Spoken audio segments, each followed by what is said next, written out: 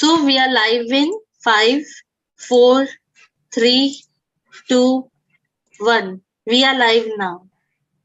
Okay, good evening, everybody. Welcome again to the Tuesday webinar, which is brought to you from the Orthopaedic Research and Education Foundation. This event is being done through the OrthoTV as well. And today we have Dr. Arvind Gupta, our sports medicine specialist, apart from who's also dealing with trauma and other things.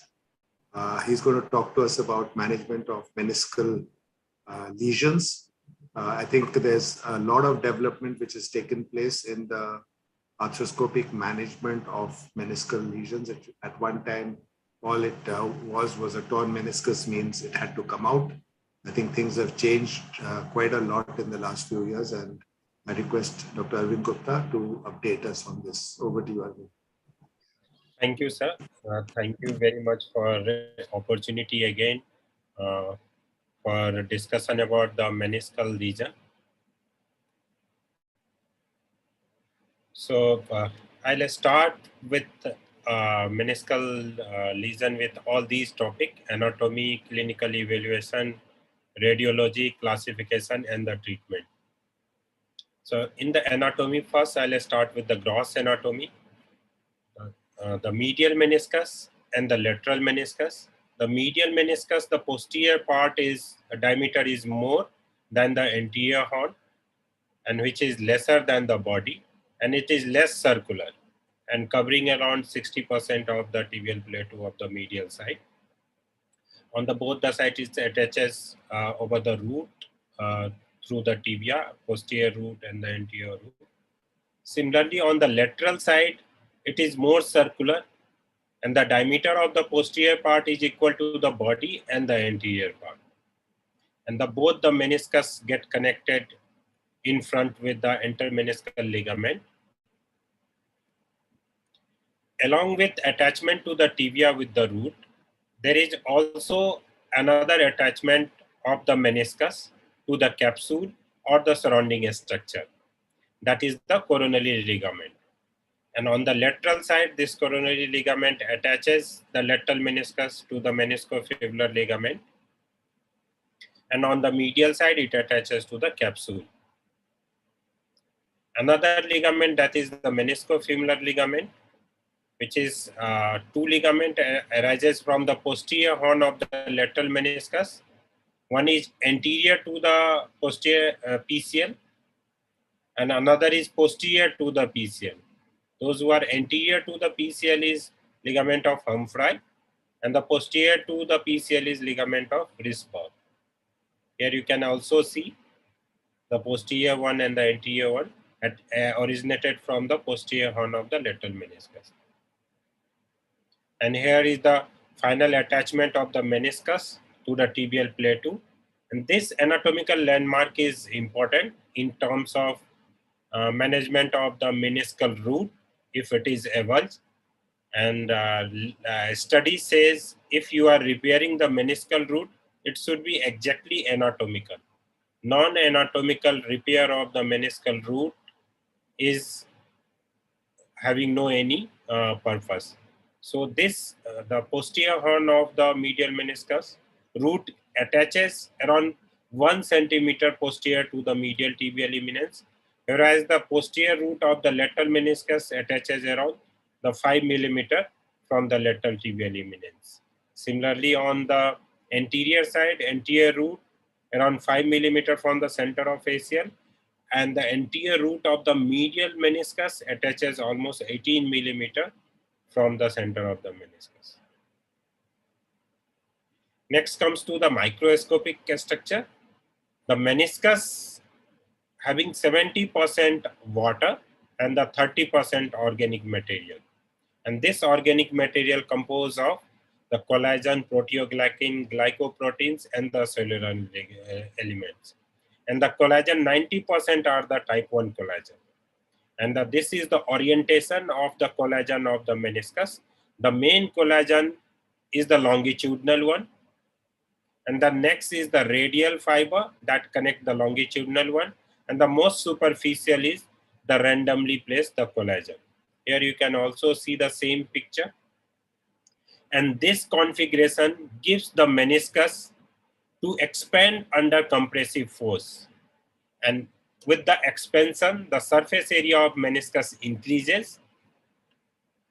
So the contact area with the joint of the meniscus increases. And this way it decreases the load over the joint.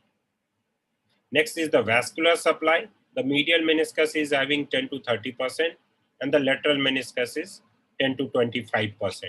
And mostly originated from the popliteal artery through the genicular artery, and the genicular artery supply the capsule.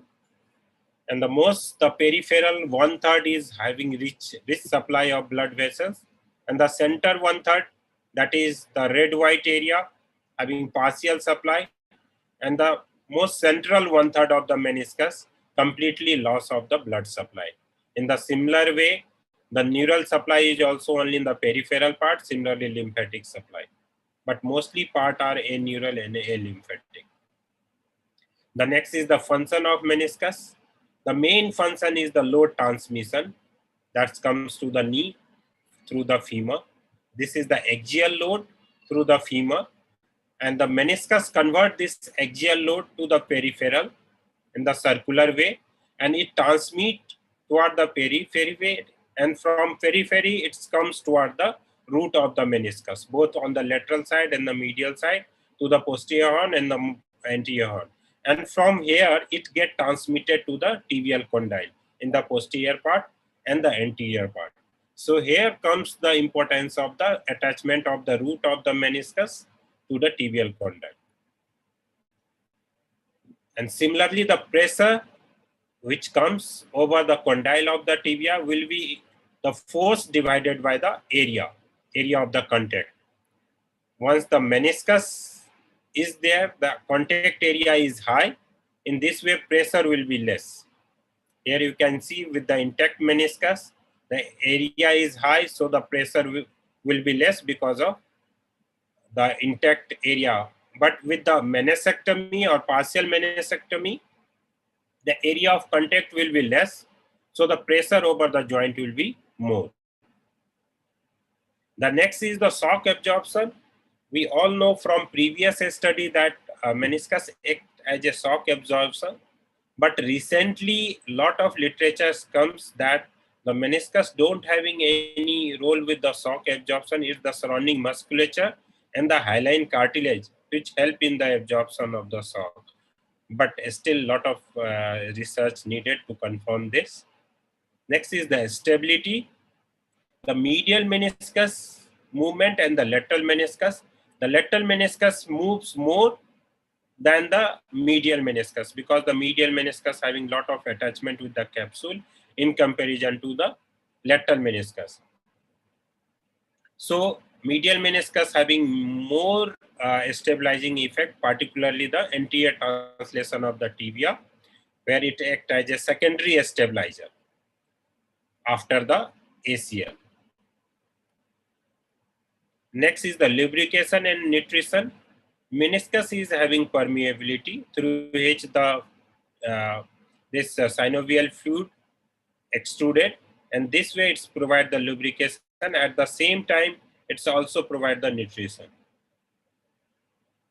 The next is the proprioception. There is proprioceptive fiber which help in the proprioception of the joint.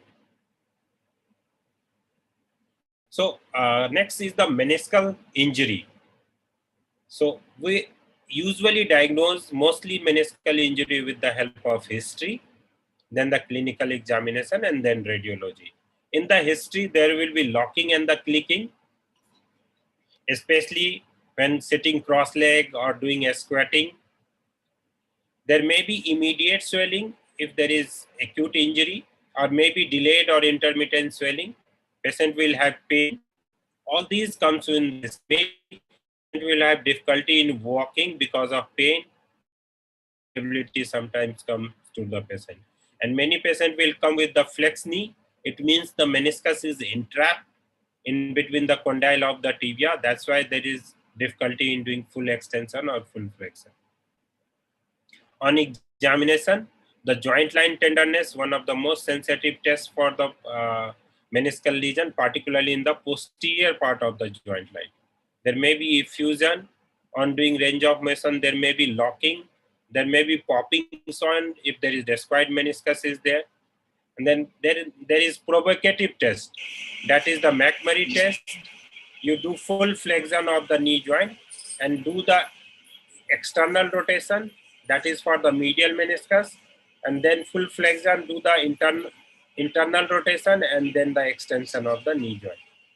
So if there is pain, then if there is pain in the full flexion part, then the posterior horn is damaged, then the mid part pain, it means body is damaged, and if anterior part is damaged, then in the full extension there will be pain.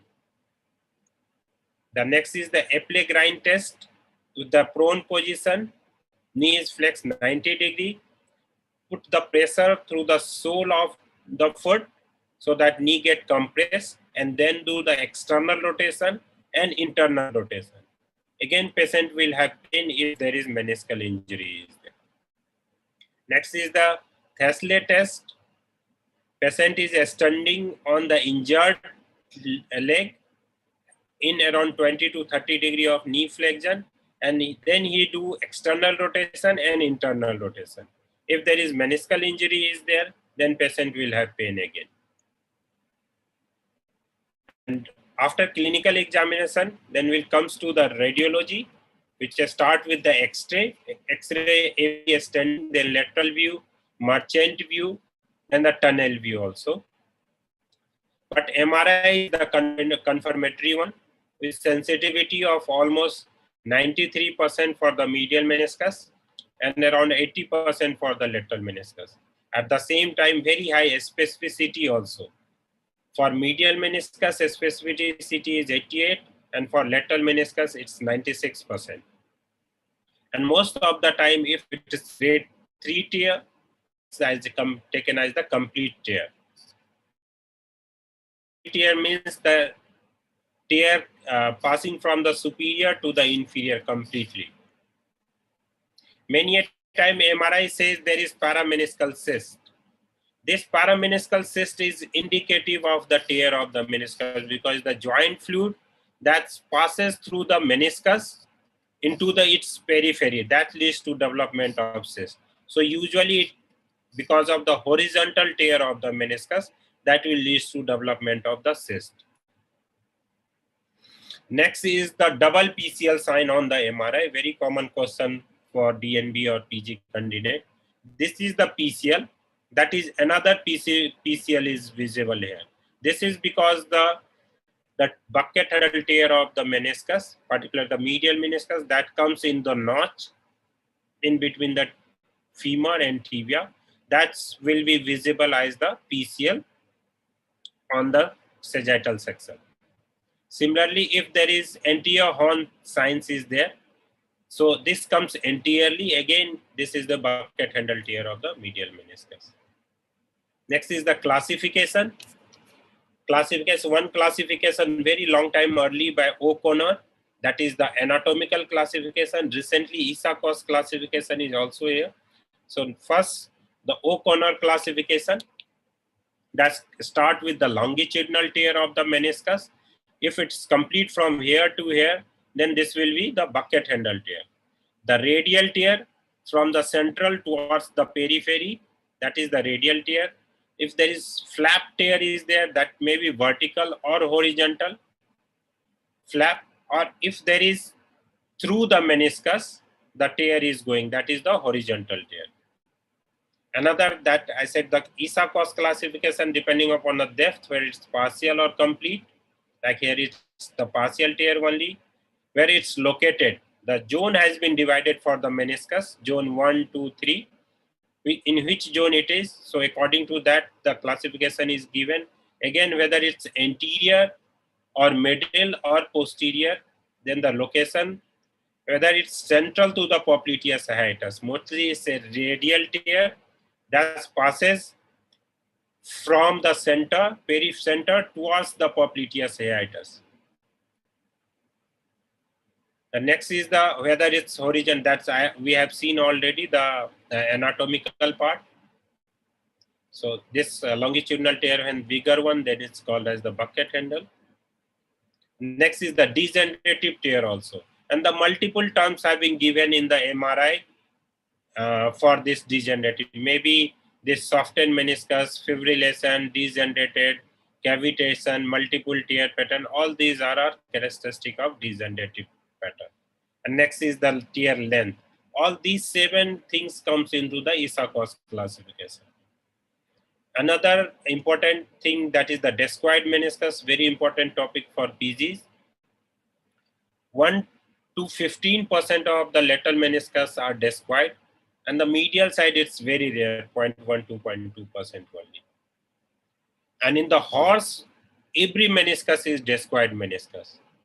So discoid meniscus is not always symptomatic until it's not torn or giving lot of clicking sensation. Then only it's the symptomatic one that's need treatments. Because in horses, all meniscus are discoid, but they don't have any symptom. So classification is given. The type 1 complete coverage of the condyle of the tibia, that is the complete coverage along with the attachment is there. That is the type 1. Type 2 is the partial coverage, but it's not normal, more than normal, but it's not complete. And type 3 is the Risswag variant. It means it's the partial, but don't have any attachment of the meniscus in the periphery area. It's only attaches with the ligament of Risswag, that is the meniscofemoral ligament. So this meniscus, very free meniscus this is, and usually need fixation, stabilize. This classification was given by the Bhadani. So this is the X-ray of the child. Can see on the lateral side, there is lot of space, on the medial side, the normal space, along with the squaring, flattening of the condyle of the femur as well as the tibia. So this is indicative of the discoid meniscus on the lateral side, along with the tear also little bit. And this is the orthoscopic view. And this is after saucerization of the lateral meniscus. This was the partial discoid meniscus. Saucerization was done. It was a stable one. So this much of rim left there.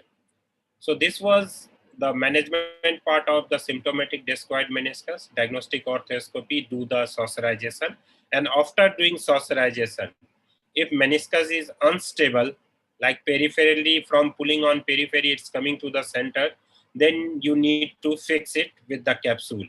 And if there is associated tear also, that is the most common finding. Patient usually comes once this discoid meniscus get torn. Then whether it's repairable or irreparable, according to that, you do repair or do partial meniscectomy.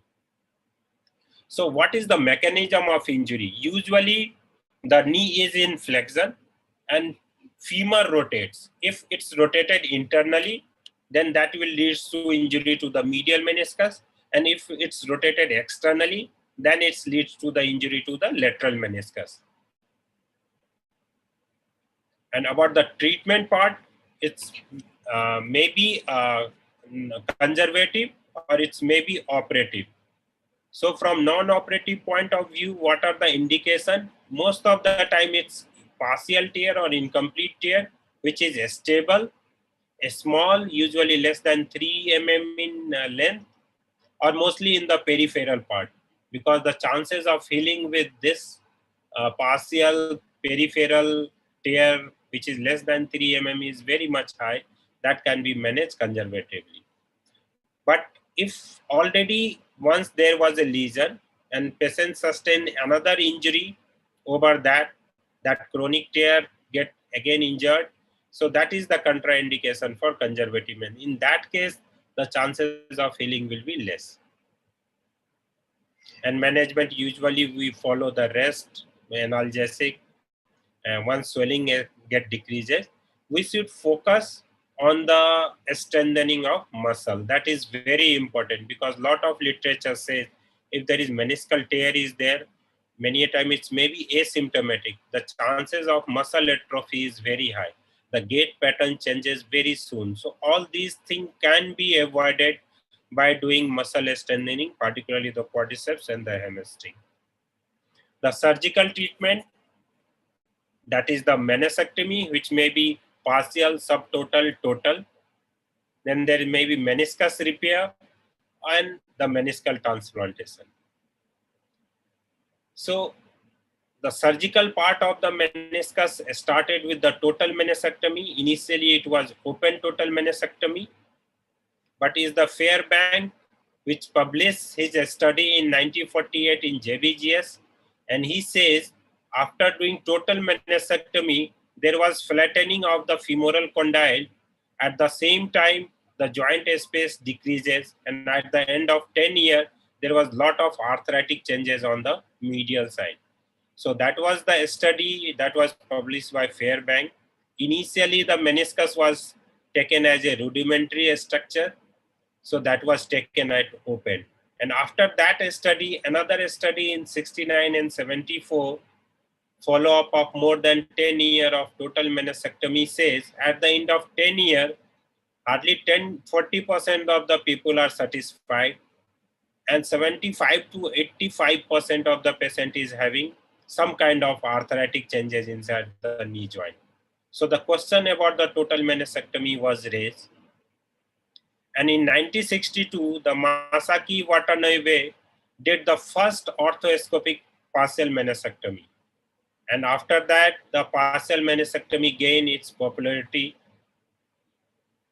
In the partial meniscectomy, we should remove only the torn and the loose part. It's not the complete part that should be removed. So hardly 1/3, that is the most central part of the meniscus, usually get removed. So the peripheral rim is still preserved, that is the stable one. So here you can see that is the torn loose meniscus, and that was the removed, and this was after doing the partial meniscectomy. But even though there is effect of partial medial meniscectomy on the knee joint in terms of the development of the varus, and once varus developed, this added the extra adduction moment to the ground reaction force, and that leads to the increased force on the medial compartment of the knee joint, and that may lead to the degradation of the medial compartment. So still there is bad effect of the partial medial meniscectomy. So lot of paper about the meniscal repair comes recently in 20 years. So, and also we are doing also our center also, but we are following a lot of criteria before doing this meniscus repair. Usually we perform in acute tear. Ideal condition is less than 8 weeks, but the extended time is 3 to 4 months also. Most of the time it should be in peripheral part of the meniscus, that is in the red zone, but may be extended to the red and white zone also. But it should be the peripheral longitudinal one, and the bucket handle which is reducible. The bucket handle which is not very easily reducible should be avoided repair in that case, because the chances of failure is very high. Location again in the red zone within 3 mm. Younger patient, non-arthritic joint should be there, because in arthritic joint with older patient, the environment inside the knee joint is not very good for the healing of the meniscus because of lot of inflammatory product inside the knee joint. At the same time, if there is associated ligamentous injury is there, then the repair should be attempted, because we have a space for repair also. And at the time of doing this ligament reconstruction, lot of growth factors comes into the knee joint after drilling the tunnel for the repair of the meniscus. And we have technique for repair also, that is all inside technique also, the inside out technique or outside in technique. Usually in the 2/3, that is a posterior part and the body part, all inside can be done, and the inside out can be done in the body and the anterior part, and the outside in should be tried in the anterior part of the meniscus. Like this case, this was the torn meniscus. Here you can see the tear, longitudinal tear in the peripheral part, it was done with all inside the meniscus repair technique. Here, another case of this bucket handle tear. 18-year-old girl did recently at our center. You can see the complete bucket handle tear, but it was in the periphery part, almost in the periphery part. 6-week duration was passed. Here you can see there was problem with the reduction. So such type of meniscus, those who are not getting reduced very easily, may not be suitable for the meniscus repair. But after taking some time, it gets reduced. And this was after reduction. And this is the technique for inside out. Here you put your cannula and pass the meniscus needle through here. Here you can see the meniscus needle. This is the cannula. And this is very cheap method and one of the strongest configuration for repair of this meniscus with inside out technique. Because here you can see the longitudinal fiber of the meniscus of the collagen orientation is there. And you just put one in the capsule, another in the meniscus, and this will be 90-degree perpendicular to the orientation of the meniscus collagen. So chances of cut through will be less. And this is after the complete, the inside out technique was also, all inside technique was also done for the peripheral part. And this is after doing the complete repair of the meniscus. Here inside out, here one suture, then another suture here.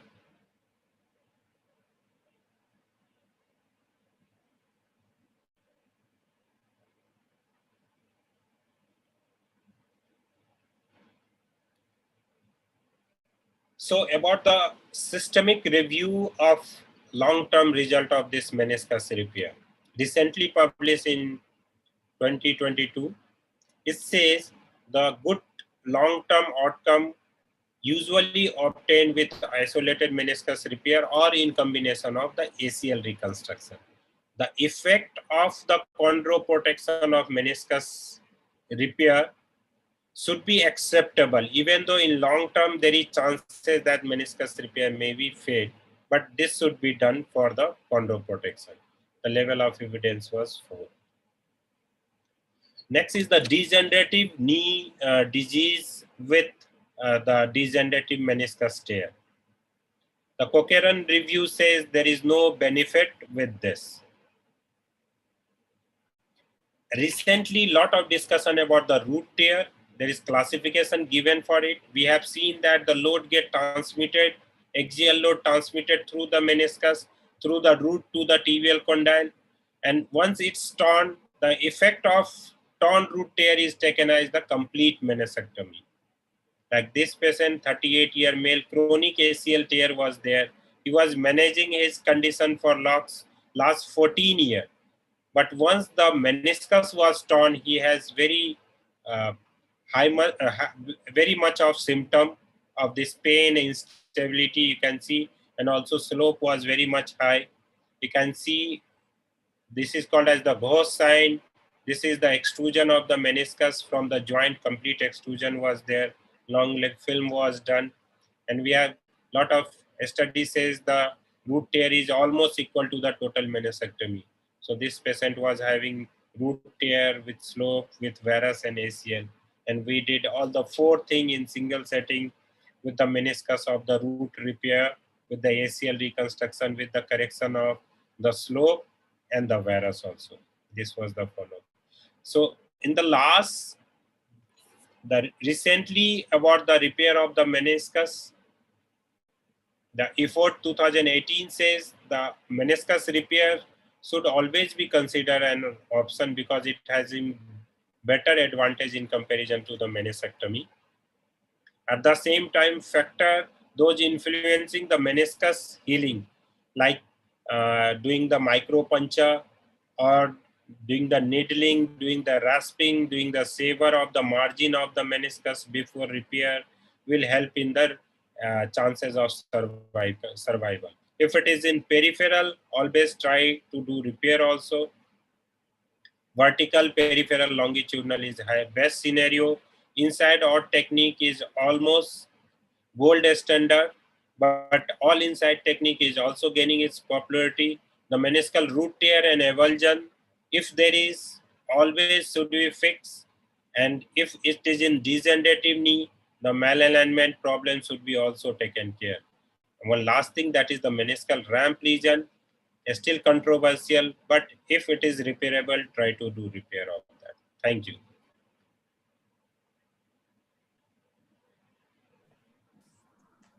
Thank you, Arvind. That was great. I think we should open it for questions. So, questions from DNB, please. So, as in the last, you have mentioned about the ramp lesion, and another thing you have mentioned about a cyst, parameniscal cyst. These two things, if you can elaborate on these two, it seems. Parameniscal cysts most of the time develop when there is degenerative horizontal tear of the meniscus. Horizontal tear of the meniscus may be traumatic one or maybe degenerative one. Those who have degenerative one leads to through and through tear of the meniscus. That leads to the migration of joint fluid toward the peripheral side of the meniscus, where it's get accumulated and slowly it develops as a parameniscal cyst. So usually such type of meniscal lesion require excision of the cyst, debridement of the margin of the meniscus, and the repair of the margin. Recently, we have done one case that is still admitted. We did the partial resection. At the same time, we did the repair of the meniscus. I can show you this video there. That was not getting uploaded that time. But if it is there, let me check if it comes to there. So this was the horizontal tear. You can see. So here you can see, this was the torn meniscus. And this patient was also having parameniscal cyst. The MRI picture that I have shown, that was the picture of this patient was only. And here you can see, after removing this free torn part, this is the tear through the meniscus that going to the periphery. So once you freshen the margin,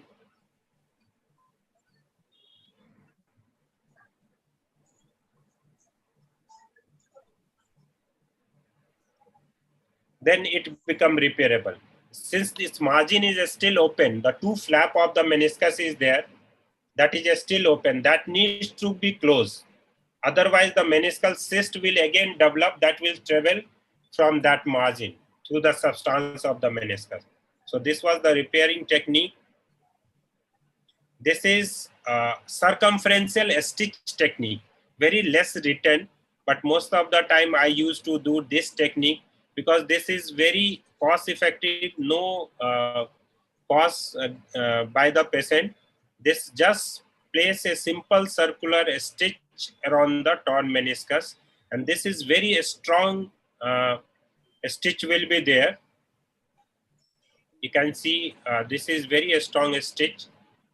After putting the knot, only thing, knot has to be in the posterior part.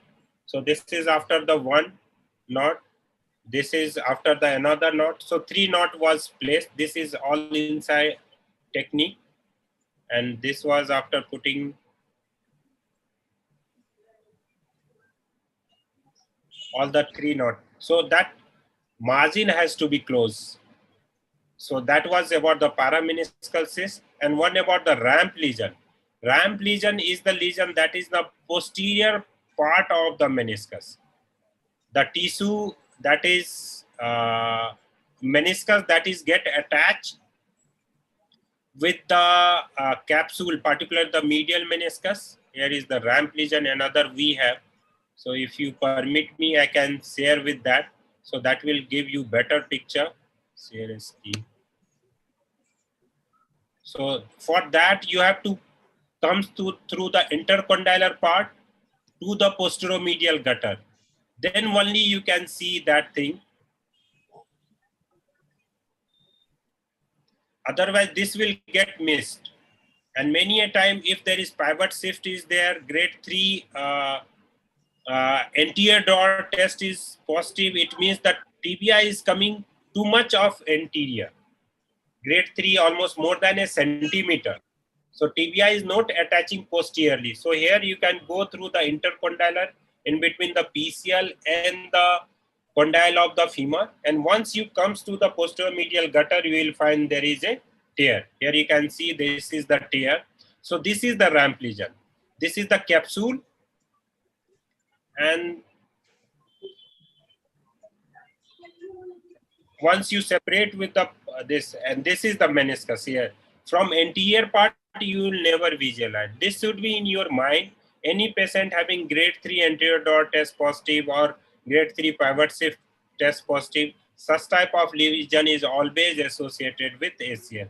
Like John sir always say, the isolated ACL is very rare.